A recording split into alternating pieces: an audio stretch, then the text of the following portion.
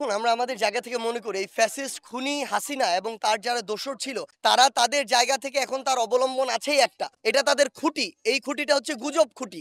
এই খুঁটির উপরে দাঁড়িয়ে এখন তারা বাংলাদেশের মানুষের মধ্যে বিভাজন তৈরি করার চেষ্টা করতে যাচ্ছে।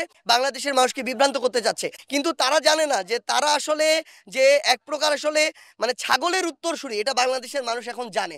এবং এটার প্রমাণ বাংলাদেশের মানুষ ৫ই অগাস্টে করে দিয়েছে। বাংলাদেশের মানুষ খুব ভালো করেই জানে যে তারা এই যে হাজার হাজার কোটি টাকা দেশ থেকে লুটপাট করেছে, ওই টাকা দিয়ে দেশে তো মুখ দেখানোর মতো মুখ তাদের নাই।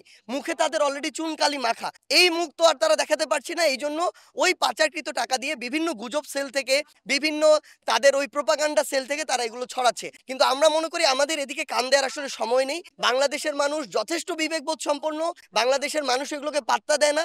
বরং এগুলো তাদের বিনোদনের খোরাক যোগায়। আমরা আমাদের জায়গা থেকে মনে করি আমাদের কাজ হচ্ছে এই যে মানুষ এত বড় একটি অভ্যুত্থান ঘটিয়েছে তা মানুষের স্বপ্ন স্পিরিটকে সামনে রেখে কাজ করে যাওয়া। এই জন্য আমরা জেলায় জেলায় ঘুরে বেড়াচ্ছি এবং মানুষের কথা শুনছি, মানুষের কাজগুলো করার চেষ্টা করছি আমরা আমাদের জায়গা থেকে, এবং আমরা সেই কাজগুলো করে যাব। আমরা মনে করি আমরা এই গুজবগুলোকে যদি বিন্দু মাত্র পাত্তা দেই, সেই পাত্তা দেওয়া আমাদের সময় নষ্ট, যেই সময় নষ্ট করার মতো সময় আমাদের নেই।